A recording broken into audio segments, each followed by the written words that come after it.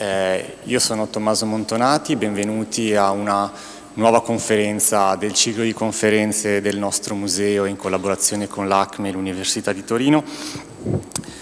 Do il benvenuto al professor Alejandro Jimenez-Serrano, right? Ok. E ora la conferenza sarà in inglese, quindi I switch to English. So welcome, Professor Jimenez-Serrano to Turin. Professor Jimenez-Serrano is a professor of Egyptology and Archaeology of Ancient Near East at the University of Jaén, Spain. He got his specialty in archaeology in Jaén and then in Egyptology to UCL London. Since 2008, he has been leading an interdisciplinary project in the necropolis of Qubbet el-Hawa in Egypt. Qubbet el-Hawa for Turin is quite interesting since Ernesto Schiaparelli in 1914, director of the museum, excavated there, so we wonder how many traces the Italian mission left in the tombs Professor Jimenez-Serrano has been excavating. And the main goals of this project, of his project, have the excavation of 12th dynasty tombs in this necropolis, some of which have never been excavated or had been partially excavated. The results of these researches are published in the leading scientific journals and monographs in these years. He's the author of several books, several scientific articles, too many to be listed. And tonight he will be presenting the results of 16 years of excavations of the Spanish team, of the Spanish mission in this very important necropolis in the south of Egypt, Qubbet el-Hawa.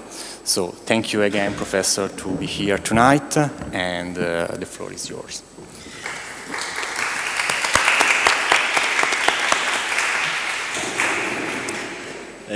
Grazie, buonasera.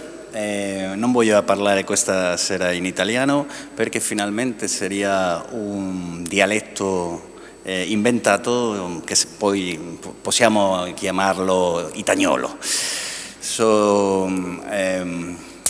Finalmente è meglio di parlare in inglese, però voleva di agradecer questo è italiano. Dar las gracias, grazie al Museo Egizio di Torino, a Tommaso che mi ha servito di guida durante questa giornata. È un piacere di stare qui in una delle punti più importanti della egittologia mondiale.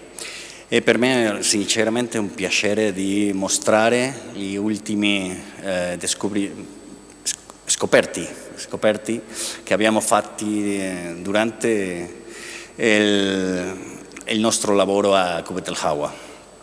Bueno, for those who doesn't know where it is Qubbet el-Hawa, Qubbet el-Hawa is a site, an archaeological site that is in the south of Egypt, concretely in front of the modern city of Aswan. In fact, it is related to the nobles who were living in the first cataract area. So one of the major or the most important points of this area is the first cataract. The first cataract, it was a natural border between Egypt and Lower Nubia. It was also the political border during several periods of the Egyptian history. So, but at the beginning of this cataract, the Egyptians settled at the end of the 4th millennium a site that was called Elephantine by the Greek, translating the Egyptian word for that toponym. As you can see in this slide, we have the town here, and in the background we have the hill of Qubbet el-Hawa. At the end, Qubbet el-Hawa, it is the highest point of the first cataract region, and not only was chosen to be the resting place of the nobles, to be the highest point, because also probably due to the shape of the mastaba shape of the hill, and being the highest point of the first cataract. But apart from that, Elephantine, so the first cataract, we know that it's a natural border, it was a political border, but we know that it was an emporium where important substances arrived from the interior of Africa. And sincerely, the most important substances that arrived to Egypt was the aromatic substances. I'm talking about the incense, the myrrh, and other. So, and the most value. In fact, I can advance you that we have not found gold in the tombs of the governors, of those related with the governors during the Middle Kingdom, or even in the tombs of the Old Kingdom that we have already excavated, and I'm not going to present here today. The looters, what they were looking for probably were these very expensive aromatic substances, plus oils, exotic oils, whatever. Apart from that, to be an emporium, economic emporium, natural border, religious meaning, because in the royal palace area, in the residence, the priest thought that the inundation, the annual flood, was emerging, rising from the first cataract. So the first cataract, it was full of meaning related with the regeneration, with the rebirth of Egypt. And apart from that, obviously, we cannot forget the economic importance and the strategic importance of the region controlled by Elephantine. That was the access to the outcrops of important stones for building. For example, the sandstone that was in the whole province of Elephantine, Tasseti, but also important stones that we can admire even in the obelisk that we have in Europe. For example, the granite, the red granite. But by the way, the name of this granite found in Aswan is called syenite by the geologist. And this name derives from the name that the Greeks gave to Aswan, that was Syene. So it's syenite. Well, Qubbet el-Hawa in reality was not detected by the first explorers or the first travelers who went to Egypt.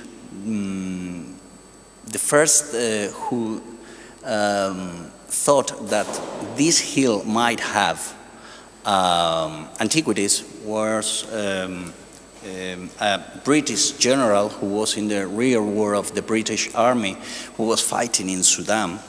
And it seems that he was quite bored because he decided to intervene because some antiquities were appearing in the black market in Aswan. So he applied for a permission to the antiquity service, and he got the permission to stop the looting in a hill in the neighborhood that was Qubbet el-Hawa.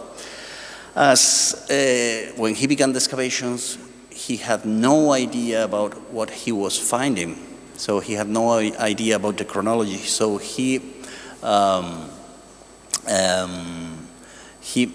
pleaded to the British Museum to bring some expert, to know, to tell him what he was discovering. And the British Museum sent to a very young Wallis Budge. He just graduated from Cambridge and who has never been in Egypt before. So he has no experience on the archaeological field, as well as with antiquities. So he was going to be the first person who was going to take notes and who was going to study the material that was being discovered by the British soldiers.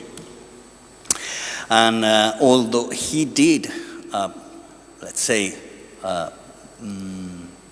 very decent archaeological work, publishing the first plans, identifying the owners of the tomb, more or less, even making some drawings and copying some text. His work was not very accurate. We have to think that we were in 1886. The archaeological methodology was not fully developed, and the Egyptologists were not capable, were more interested, for example, in the inscriptions than in the material culture. So, but it was interesting that Wallis Budge could identify the first genealogical line between two governors. So he could relate a woman that appeared in two tombs, in the tomb of Sarimput I, who lived at the beginning of the 12th dynasty, and a woman with the same name in another tomb, in the tomb of Sarimput II, and he could hypothesize that Satet-Hotep was the daughter of Sarimput I and the mother of Sarimput II. So we have the first genealogical line established at that early moment, which was important. Well, the next who arrived there to work in the Middle Kingdom tombs was de Morgan, Jacques de Morgan, in 1894. I'm not going to talk about Ernesto Schiaparelli because he didn't work in the, as far as we know, in the Middle Kingdom tombs, and we have focused basically this project in the 12th dynasty tombs. So basically, the next who worked with the 12th dynasty tombs was Jacques de Morgan, who published the first map of the situation of the tombs at that time discovered. Most of them today we have already finished the excavation, and this is what I want to show you. The next one was Howard Carter, who finished the excavation of the funerary chapel of Sarimput II. In fact, imagine that the tomb was discovered by Grenfell at 15 years earlier than Howard Carter. Then Howard Carter continued the excavation. Imagine that probably Grenfell excavated until this level and Howard Carter excavated the missing meter, and he discovered the famous offering table still in situ in the tomb. So for us it was a surprise when we wanted to compare the funerary apartments of Sarimput II with a neighbor tomb that we were excavating, and we discovered that nobody had touched.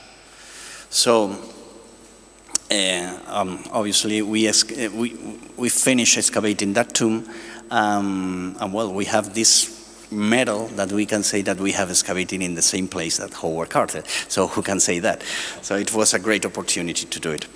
Well, but Howard Carter, apart from the discovery of this offering table, did not find very much information of what we have from the excavation from Budge, from Grenfell.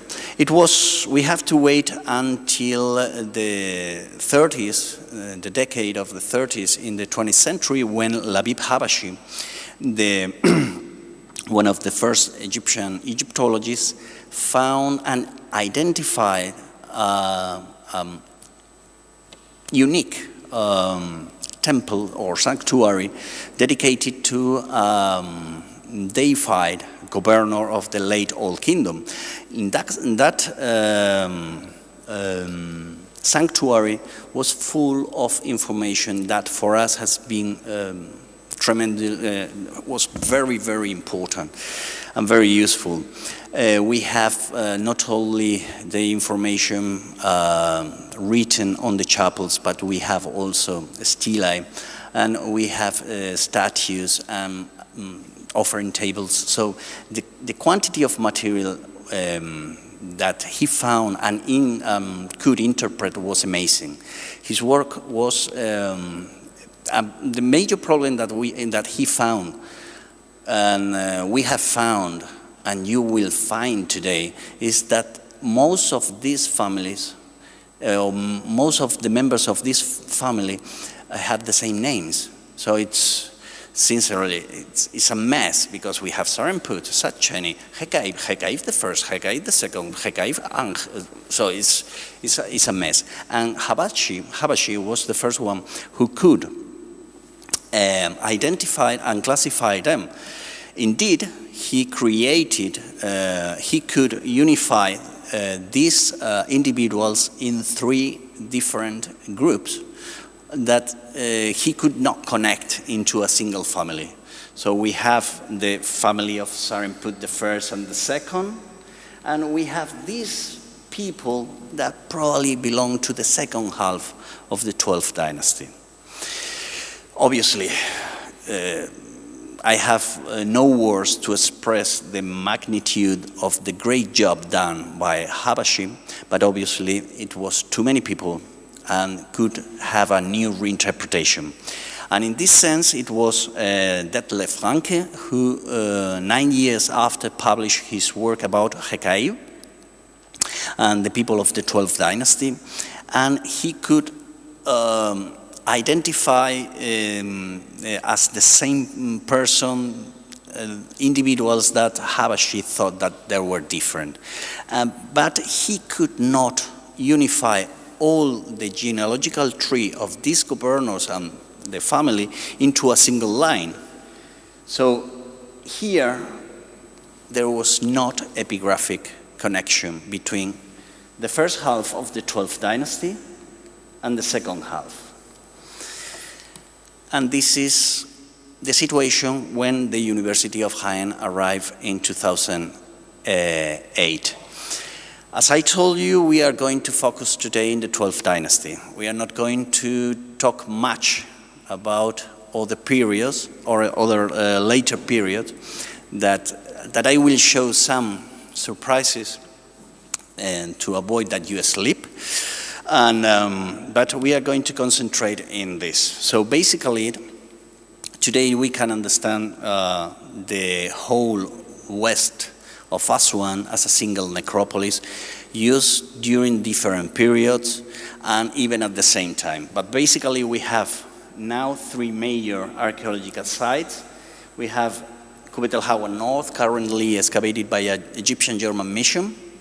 We have there the New Kingdom tombs, Qubbet el-Hawa, where the University of Jaén is working, and here we have the Italian-Egyptian mission from Milan excavating the Aga Khan area with promising results. In reality, they are filling a gap that we have for the first millennium in the Qatar region.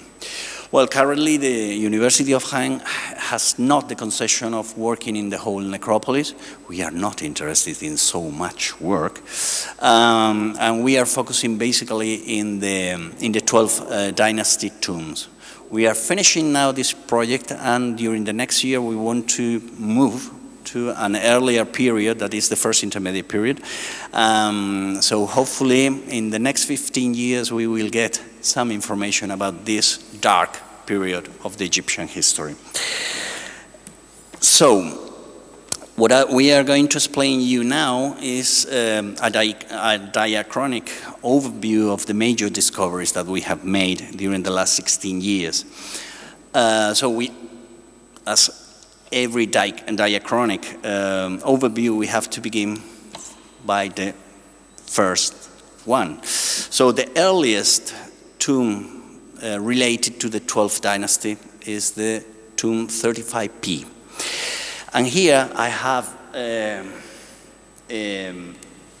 note or sign the tomb of Hekaib. Hekaib was this official that during the reign of Pepi II, so during the very end of the 6th dynasty, when he died, was little by little deified. So he became a god, understood as a god. And obviously everybody wanted to be buried around him. So during the 12th dynasty, this area is going to be the core of the necropolis. Unfortunately, it has been excavated earlier.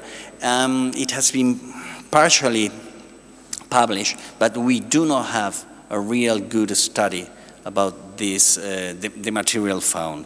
So there are many questions. Overall, the chronology of the tombs in this area dated to the first intermediate period. This is something that we need to review.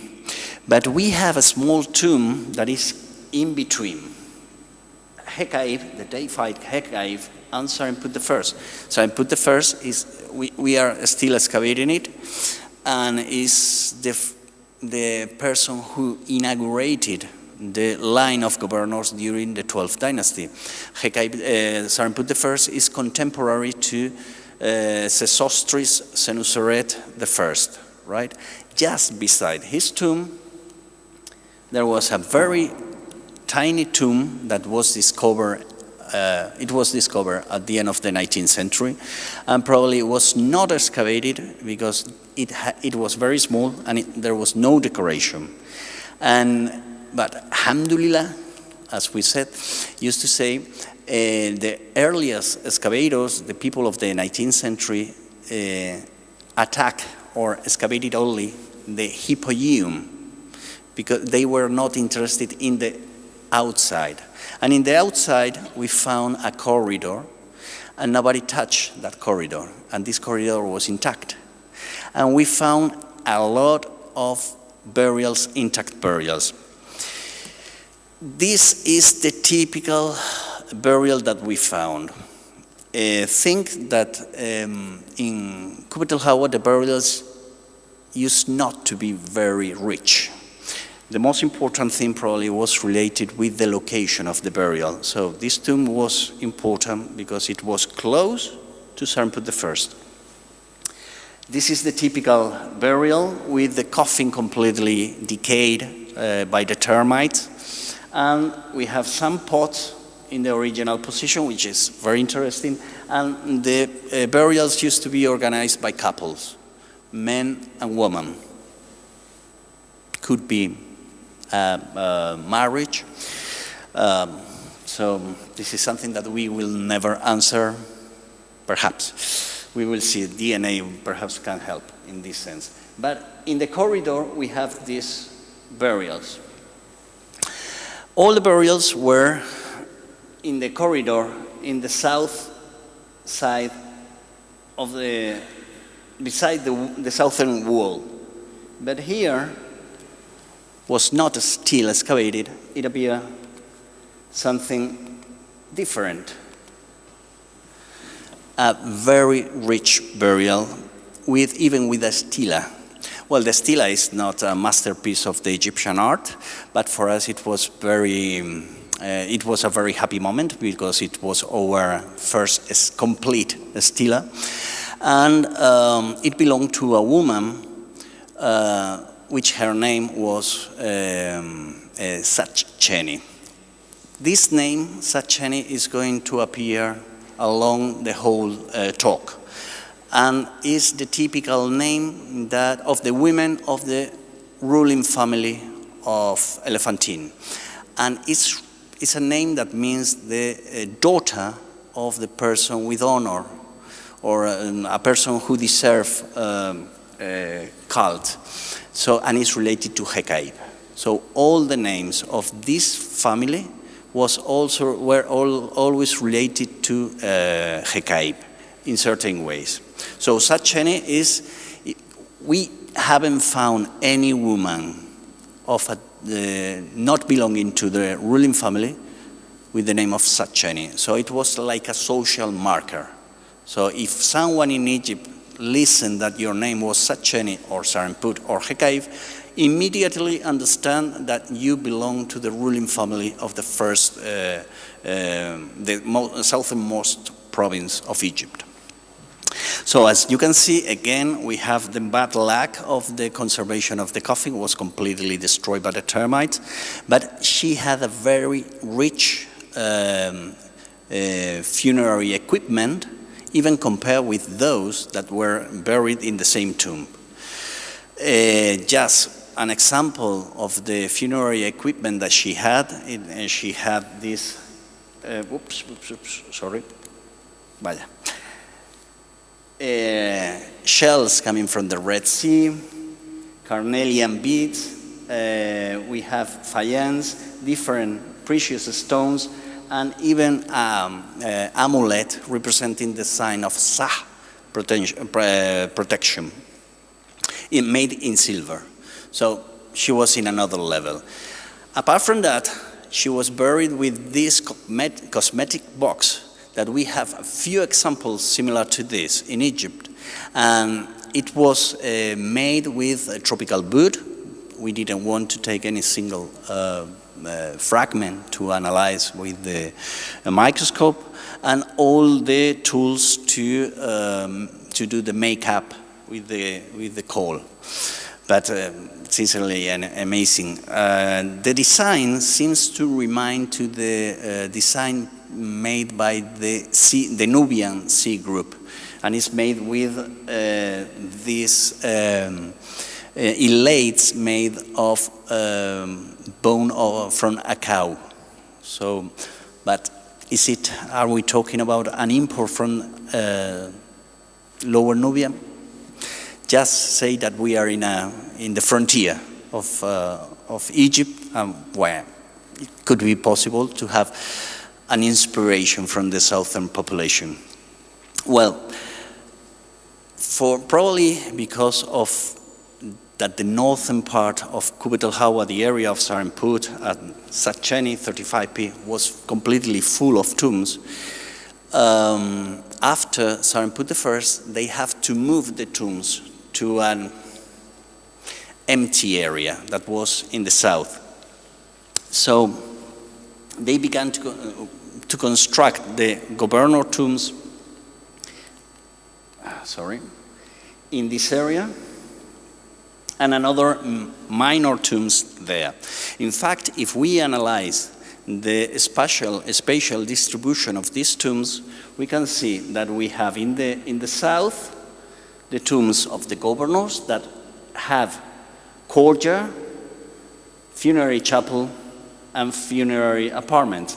And in the south, we have smaller tombs with no courtyard, with no funerary chapel. That means that the cult was performed outside a closed tomb, and the burials used to be multiple burials. That never happened in the tombs of the governors. So we have this differentiation. In fact, we could talk about that inside the necropolis of Qubbet el-Hawa, we have a 12th dynasty cemetery. And probably is something that I can advance that we are going to begin this year. We have the permission to do DNA analysis in Egypt, and we are going to check if the majority of these guys that were buried in this area were family or not. They have family ties or not. So the next generation after Satcheni, we have found nothing. So we have to move to the third generation of this family to have the luck of finding something. And this was when we excavated Saremput II. And as I told you, it was quite funny, because we requested the permission to get into the funerary apartments of Saremput II, and we found that nobody had excavated this.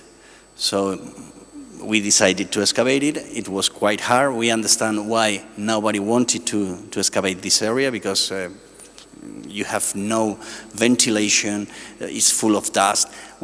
Now we have electric lights, but imagine in the past with these candles or whatever, should be a nightmare to work there. So even for us, it was very hard. But this was the plan that we have before the excavation, and this is what it looked like today, the funerary apartments of Sarmput II. It is the largest funerary apartments that we have found in Qubbet el-Hawa. It's amazing, monumental. Sarmput II was the peak of the dynasty from Elephantine. In fact, he has a lot of responsibilities, not only in the area of the first cataract, but also in the royal court. He was the high priest of Re, and he was the high priest of the Gobta. So he was a very, very important guy. And more or less, everything is organized through this corridor that drops into a 7 meters shaft. And in front of the 7 meter shaft, we have an antechamber that gives access to funerary chamber where probably was buried Sarmput II's wife. We have found no trace of her name, but she's represented and should be there. Apart from that, there was a burial prepared for a child. And in the bottom of the shaft, we found, sincerely, a monumental antechamber. Amazing. It's not easy to describe the monumentality in the bottom of a shaft to find this. And then the burial chamber of Sarmput. And here he was buried, not only because we found several material that is still under study, or the material found in the tomb, in the chamber that we thought that was prepared for his wife. And this, by the way, this text is going to appear this month in the Zeitschrift für ägyptische Sprache und Alterskunde.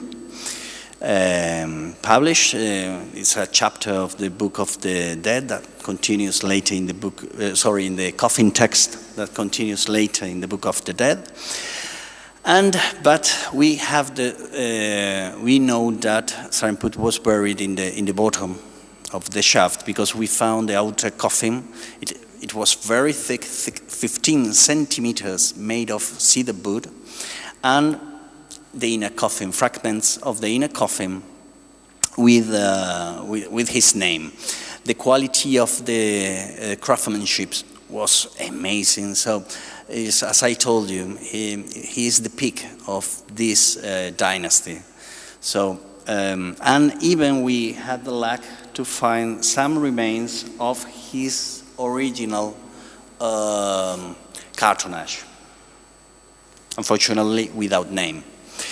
We know that probably belonged to him because our expert in textiles, Elsa Ibanez from the Copenhagen University, confirmed that the textiles is dated to the 12th dynasty. So, from the same period, more or less, than Sarmput II, we were excavating in this area, and we found a tomb that we will see later. And we were excavating here, in an area that it was quarried in the Byzantine times. So, and we were just finding rubbish, remains of plunderings, and a lot of Byzantine rubbish. You cannot imagine how much rubbish, Byzantine rubbish we found. And suddenly, when we detected the facade of a tomb and the tomb, it was clear that it was a corridor, and here was the door, and here the deposit of offerings. So for us, that was very important. Well, we succeeded to find the deposit of offerings outside the tomb. Well, we were very happy, and suddenly And suddenly, we will see what's happening. And suddenly, when the things was going to be more interesting, the computer says, I'm here. Sorry about this.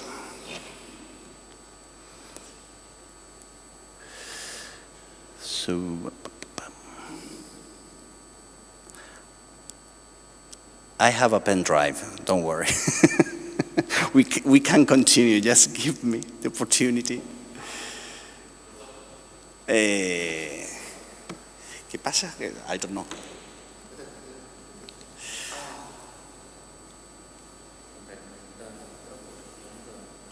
I don't know. Do you have a computer here? Okay, so we can do it.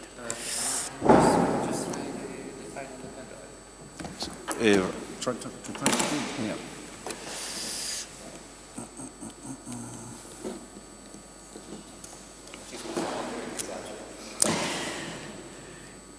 It's the first time that happened to me. This is the problem of the direct.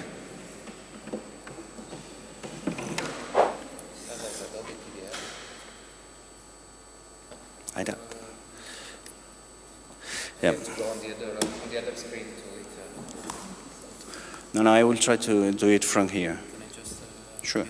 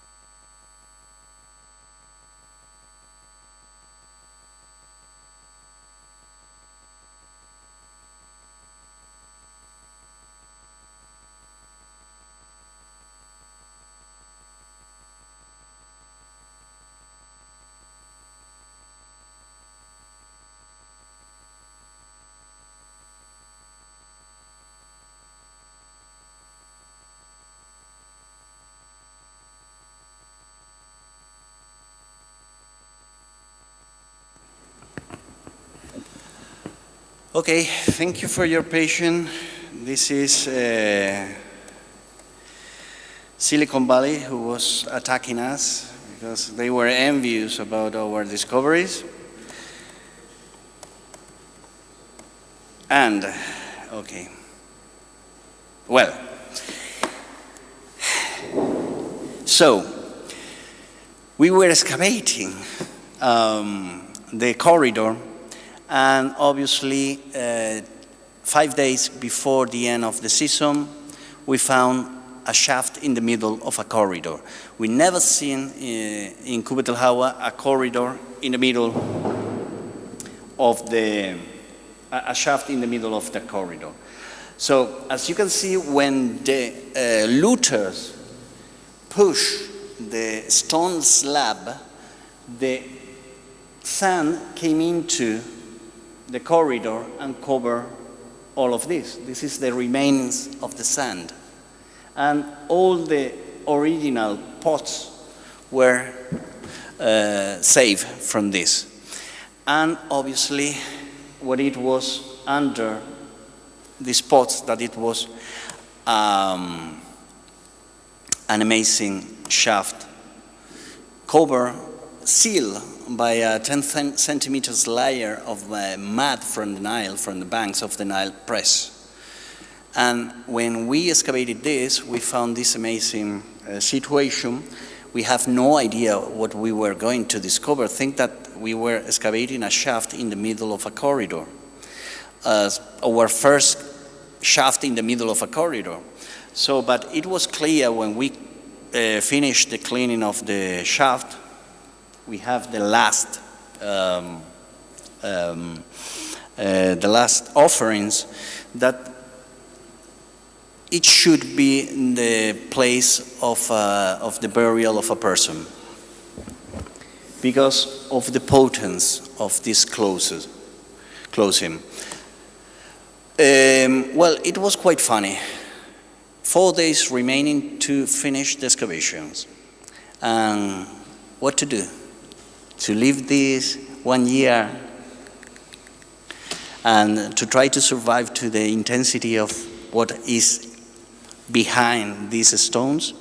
Or, alhamdulillah, appear our photographers who said, well, if you open this during 2 hours, we will make a photogrammetry of this chamber and everything that is inside, and then we can close it again, and the conditions inside the chamber would have not changed a lot. Well, we had to convince the team of our restorers, who obviously were not in favor of this solution, but at the end we convinced them, saying, well, we have a year to prepare the strategy of the conservation. So they accepted, and we opened, and we found an intact burial of one person. Inside there was 2 coffins, the outer coffin completely destroyed, as usual in Qubbet el-Hawa, by termites, and in a very good conservation, the inner coffin. Because of the the decay of the outer coffin, we could read, thanks to the photogrammetry, the hieroglyphs in one of the sides of the coffin. And it was amazing, because we could read Imach, Shemai, Mes, Satet Hotep, Imach, Shemai, that in Middle Kingdom this name is pronounced Gema, Maaheru. So we have the name of the deceased, Shemai. We will see later that it's Shemai in reality as his father, but the name of the mother. And we have also the name of the father, that we have said that in the Middle Kingdom is Gema. So we know his parents, and his parents was the governor Gema, who ruled Elephantine during the reign of Amenemhat II, and the mother of Serinput II, who was Satet Hotep, the daughter of Serinput I and the mother of Serinput II. Therefore, the person who was buried there was the brother of Serinput II. So we have, for the first time, we have information about a person who never was mentioned in the text that we have.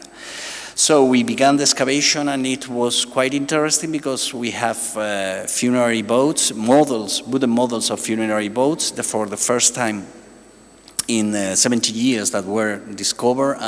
it was important because it was in a place that it was going to be documented with current methodology.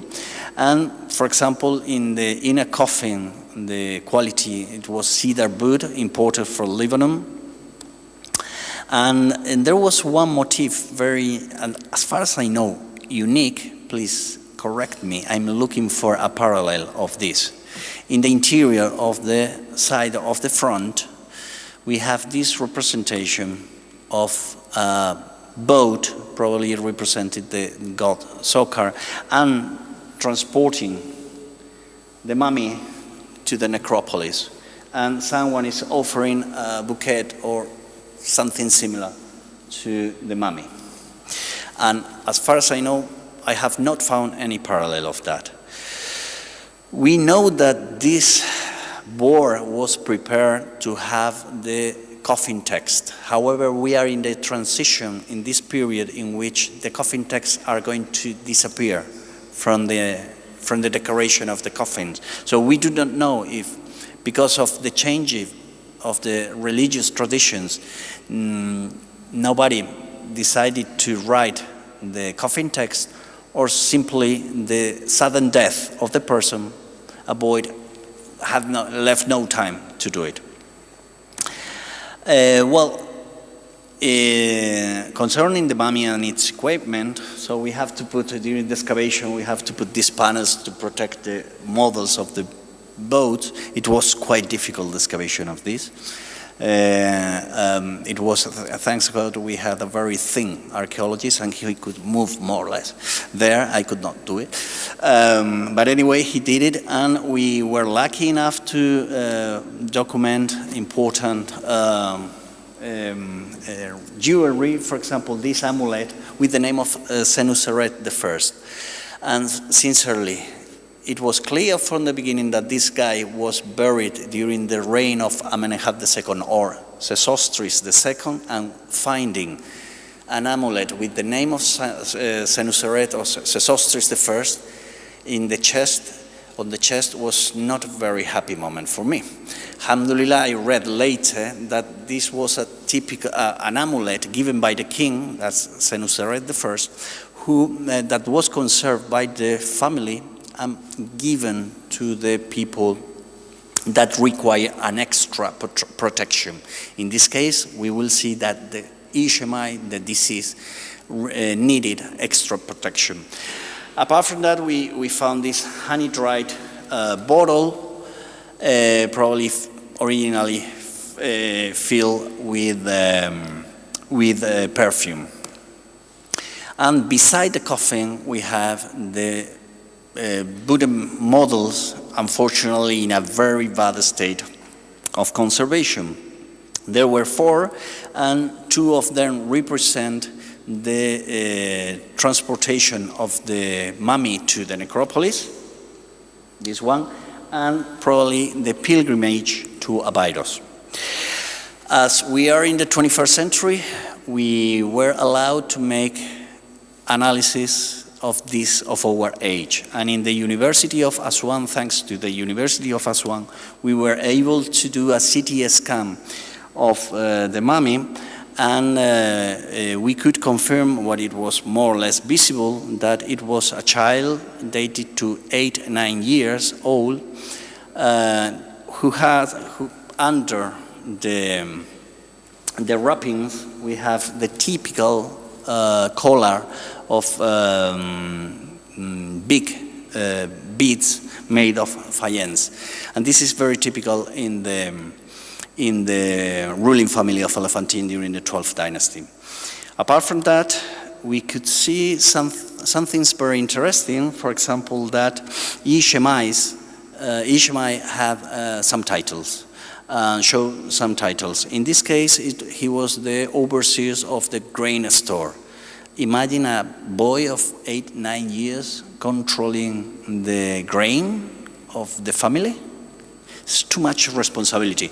But apart from that, we found in the interior of the wooden board also the title of el-Qubbet, that is lector priest. 8-9 years old boy having the capability to read and tone the religious text. So my interpretation is that these titles were added posthumously, in the sense that he belonged to the elite of the ruling family of Elephantine, and he must be recognized by the deities in the afterlife as a member of that. And the unique way to show his position was giving him posthumous titles. Well, but in reality, Ishmael was amazing. We are near to publish it. But in reality, what we have, which has been the core of our project, has been the tomb 33. This one. Only for this tomb I have a week of conferences. So this was the state of that we found the tomb in 2008.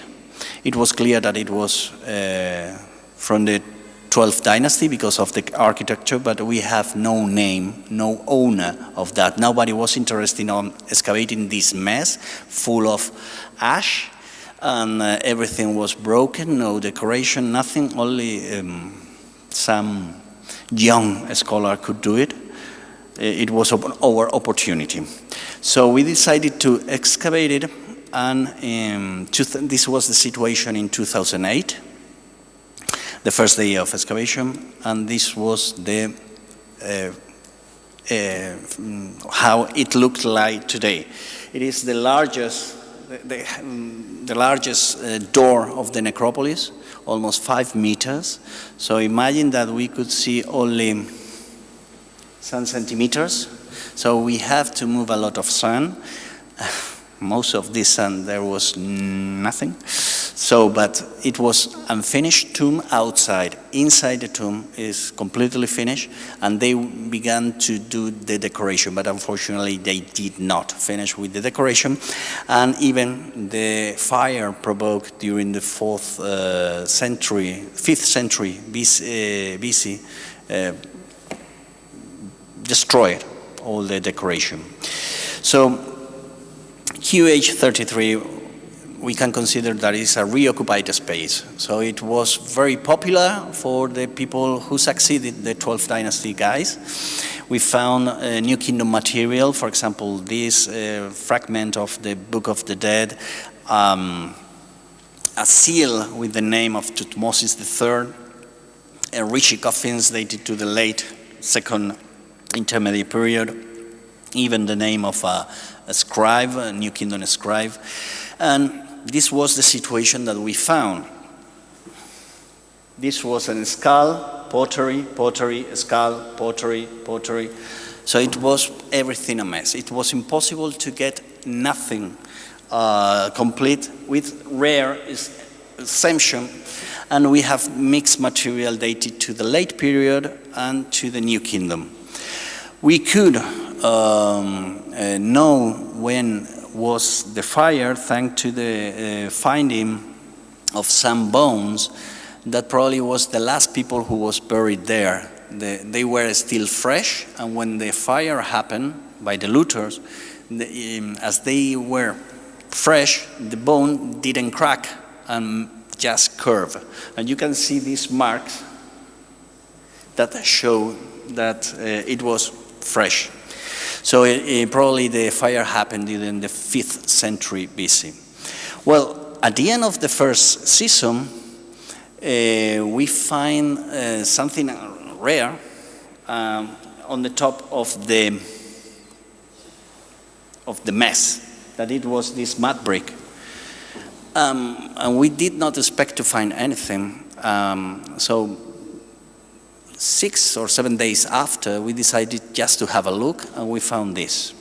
It was an intact chamber, reoccupied in the late period, with 3 coffins completely destroyed by the termites, but this is something that we have to learn. And now they are, most of these coffins are now in the exhibition that we have in the Nubia Museum in Aswan. So this belonged to a boy His name is Horuja, and we could reconstruct most of these funerary goods. Among these funerary goods, we found this bottle of the New Year that had the waters of the first days of the inundation, and it was related with the regeneration, rebirth of the deceased. But we are not here for the 26th dynasty. We are here for the 12th dynasty. So, and this tomb belonged to the reign of Amenemhat III, so the second part of the 12th dynasty, the end of the 12th dynasty. As you can see, we have discovered this chamber, and we have, in a similar position, in the tomb of Saremput II, the same chamber. But Saremput II have another chamber. Did we have another chamber in 33? Haha. Haha, we have. And it was intact, and it was 12th dynasty. So we open, and we have, we open. We discovered in 2010, and we open in 2013. So 3 years late. It's not so easy. But when we open, we could see a typical late 12th dynasty burial, with two coffin sets. The outer completely by the termites. The inner one was in perfect conditions. In fact, it still smells to wood. And sometimes I'm thinking that someone is making joke to us and putting the things the day before that we open something, because the state of conservation of the inner coffin was amazing. Well, the inner coffin was prepared for a woman. You can read here, Imahet, that is for a woman. However, in the surviving part of the outer coffin, we have this Imaj, Her, Usir, Hemnecher, so a priest. And where it was going to be the name, it broke. Obviously, it happened. But in one of the boards, in the front board of the inner coffin, there was something strange here. It was obviously it was prepared for a female, and then we have here something that was added later, and this was the representation of the name of Gema, that we have seen that is quite common in the family of the ruling family of Elephantine. With the mummy of this priest, we found this amazing object that is a dagger made of copper, silver, a tropical wood, probably ivory from elephant. So we saw the surface, the edge of the dagger with the microscope, and was never used. So was it a ritual good just for funerary purposes? Was a present and the person never used it? We will never know, but we know that in the frieze of the coffins, it is used to be shown the dagger, so it might have a funerary purposes. So one of the things that the 33 is different from the rest of the 12th dynasty tombs is the presence of two niches.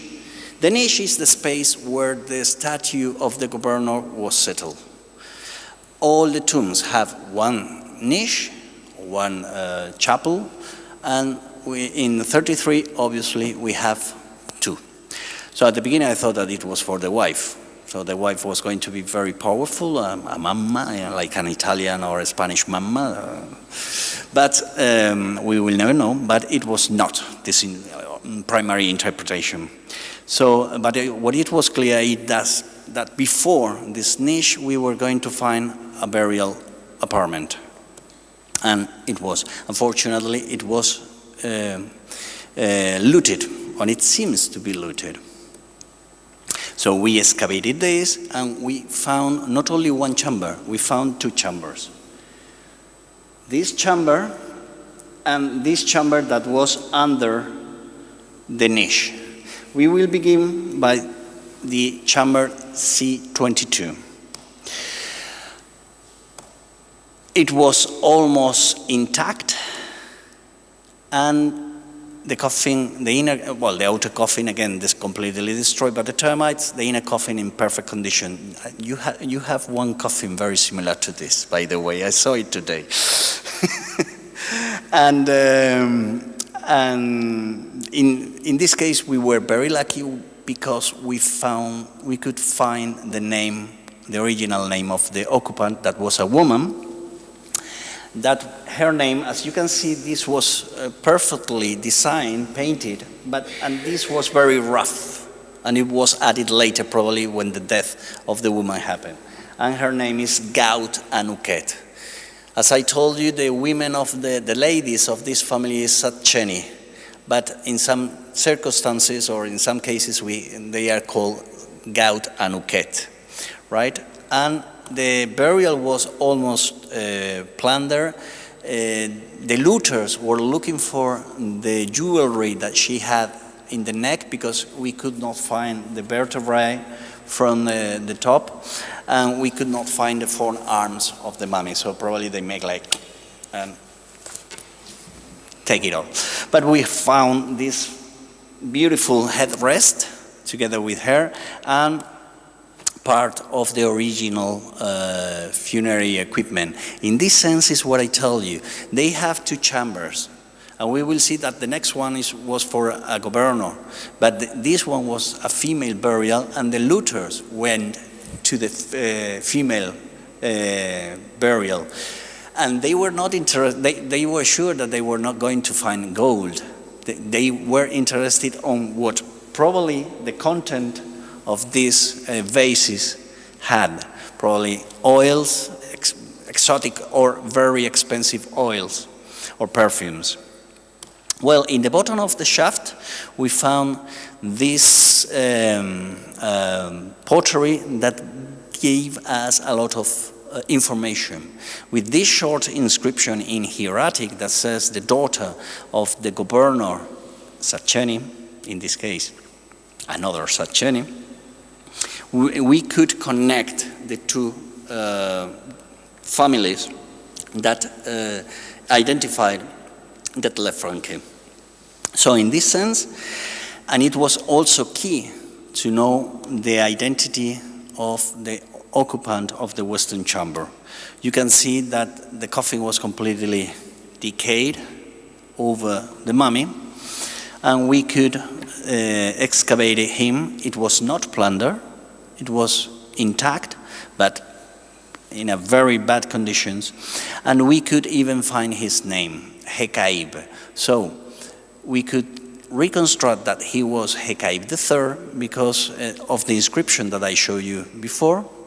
There was a woman, Satcheni V, who was the mother of three governors, of two governors, and one of them was Hekaib. So she was giving the offering to his son. And we have even a statue of this Hekaib III, found by Habashi in Elephantine. And you can see him with a strong back, but in reality, what we could see from his body is that he suffered a severe scoliosis. So this is the reality shown by the archaeology, and this is the ideal world of the ancient Egyptians, right? So again, the position of the tomb of Hekaib III under the niche for the statue. By the way, we found no statues in 33. But this was the small shaft in 33. We have the deepest shaft that we have found in Qubbet el-Hawa, only 13 meters. It took to us excavate 33, 10 years because of this shaft.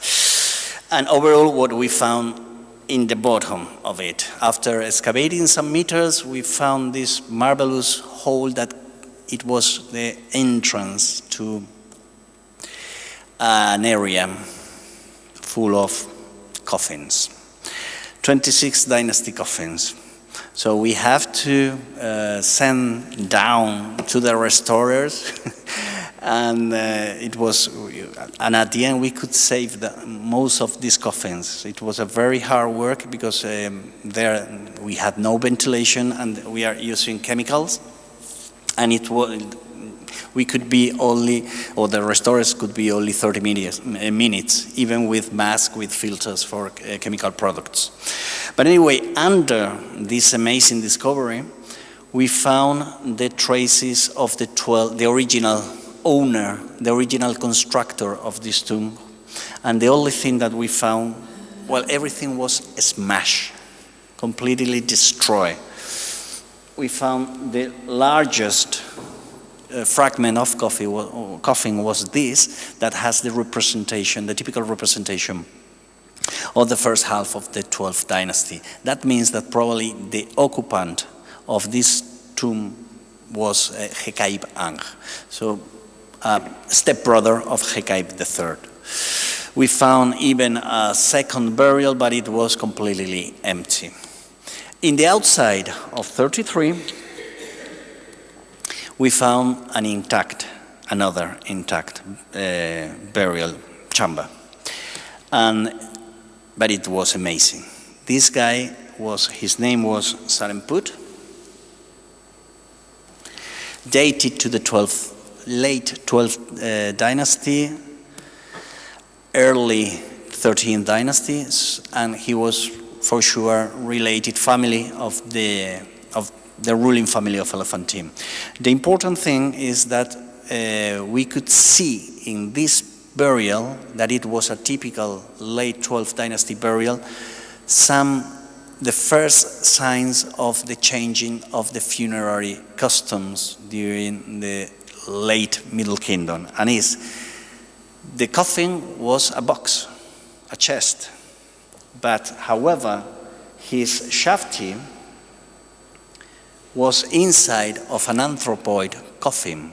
So we are seeing how the funerary customs are changing in this period, as far as very, very late 12th, very early 13th dynasty.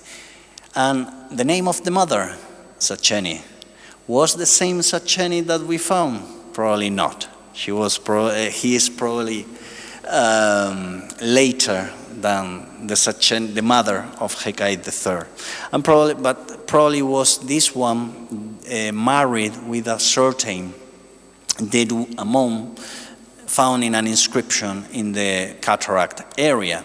And this Dedu Amon was found in the excavation of 34AA. In the top, in this area, debris, completely mixed material. We found this fragment of a 12th dynasty coffin that we could reconstruct the name of Dedu Amon, right? But in the bottom of this 9 meters deep shaft, we found another intact chamber. So it was quite very bored every year to find another intact chamber. It was amazing.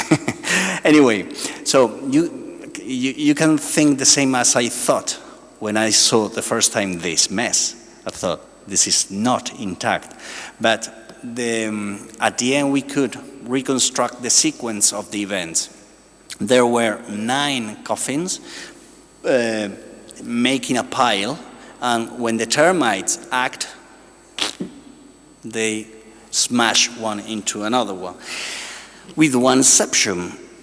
In the north, we have this complete coffin that was occupied by a woman named Sacheni.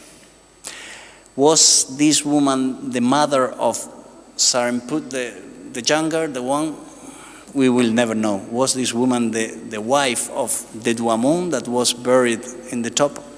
We do not know until the moment that we will do the DNA analysis. But the coffin was amazing. It was made of cedar from the Nile, so she belonged to the top of the society. And inside the coffin, it was quite strange, but we could see something that we never seen before. That inside the coffin, she had in the pelvis a drinking cup burnt. And sincerely, this is the first case that I know. But anyway, the matter that it was burned make us to think to call to the anthropologist to review the state of the pelvis. And the pelvis was had broken, but that was not the cause of her death. She probably had an accident, very painful, like this, and she survived, it cured, but she suffered a lot of pains. Probably the solution given by the doctors was to fumigate her sexual organ. As we can see in the medical papyrus, the strict cases were in the papyrus of Kahum, in which mentions when some women have gynecological problems, they have to make a fumigation. So, although this case is not described, we have parallels that says that certain gynecological problems were solved with fumigation. And as she had these terrible pains, probably they decided to put the drinking cup inside the burial, that she could calm these pains in the afterlife. Beside this woman, there was the strange case of the Duchenne, that it was a coffin beautifully painted, but unfortunately in a very bad state of conservation. This man was a scribe, we know very well. He enjoyed a long career, but and we thought that it was him, but suddenly we found that it was a woman, a young woman with 19 years old. So was she the daughter, wife? The case is that we can presume that he decided to offer his coffin to this young lady to enjoy the afterlife. So finally, what we know is that we have been excavating the guys that are in yellow, and we could reconstruct all the ruling family of Elephantine in a single line from the early 12th dynasty to the late 12th dynasty. And we know much more about them. Obviously, we will have more information if the DNA analysis are positive, because it is not easy. And currently we are finishing the excavations of the funerary apartments of Saremput I. Hopefully this November, December we will finish. I can advance you that we have discovered rubbish, nothing important. But anyway, we are going to finish and trying to reconstruct and understand how the funerary world of the 12th dynasty in the first cataract was at that time. So thank you very much. It was a pleasure.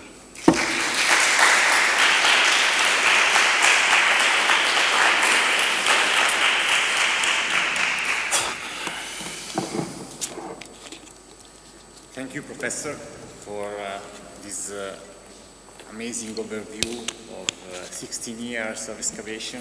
You proved that although the necropolis is known and excavated since the 19th century, there is still so much work to do to find tomb that they were not seen by previous excavators. So good luck for the future missions. Thank you. And excavation. I have just one question to you. Okay, now it works. Regarding the coffin of the brother of Saremput II, have you ever considered the idea although of course he was part of the ruling family, so it could be quite strange. But have you considered the idea that the titles and then the coffin belonged to another person before it was taken by the ruling family, by the governors, and given to this young person who died? Well, if we analyze the paintings of the coffins, we have two moments. The paintings done in the atelier, and the last paintings done prior the burial. The manufacture of both writings is completely different. From the atelier is perfect, and the other one is handmade. So it is very difficult not to think, well, we have the name of a male name and a male occupant, and we have even an inscription inside the board, very done in hieratic or in a cursive hieroglyph that makes no sense that this coffin was not for him. Okay. Thank you very much. Are there any questions? Domande? Curiosità?